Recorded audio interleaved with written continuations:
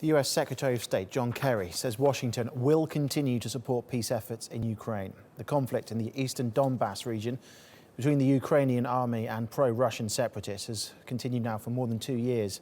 Kerry says it's time the conflict in eastern Ukraine and the Russian occupation of Crimea came to an end.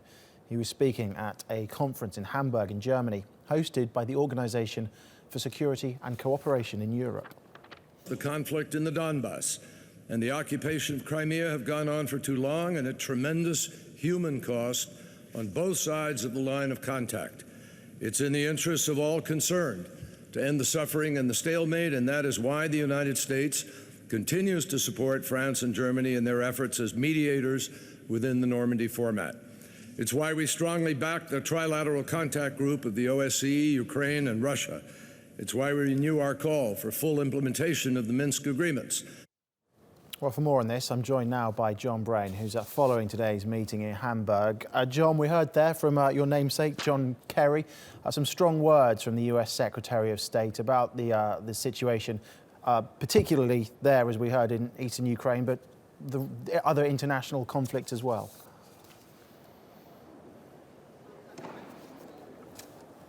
Yes, that's right. Bear in mind, of course, that John Kerry will be leaving office along with Obama in January.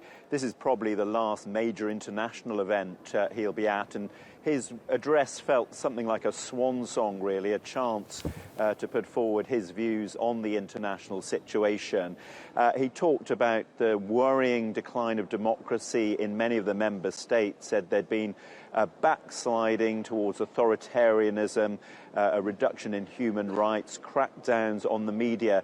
And there, as we saw, speaking very specifically about Crimea and the Ukraine, he said it's time that the Minsk agreement was implemented in full to resolve the conflict there. He said it's gone on for too long with too high a human cost.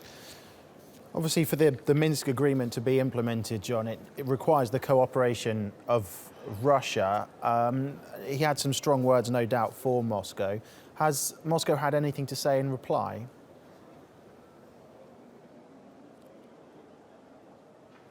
Yes, Moscow, as you would expect, is not accepting the John Kerry version of how this situation is developing. Sergei Lavrov, John Kerry's Russian counterpart, talked about how it's necessary to debunk the myth of Russian power and the threat that Russia poses to the rest of Europe. He said it's actually the existence of NATO and the policies of NATO which have led to the tensions and problems in much of Europe.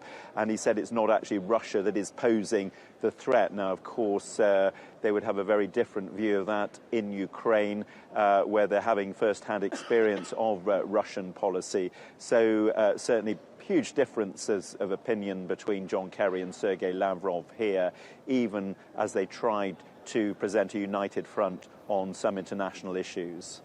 OK, John, thank you.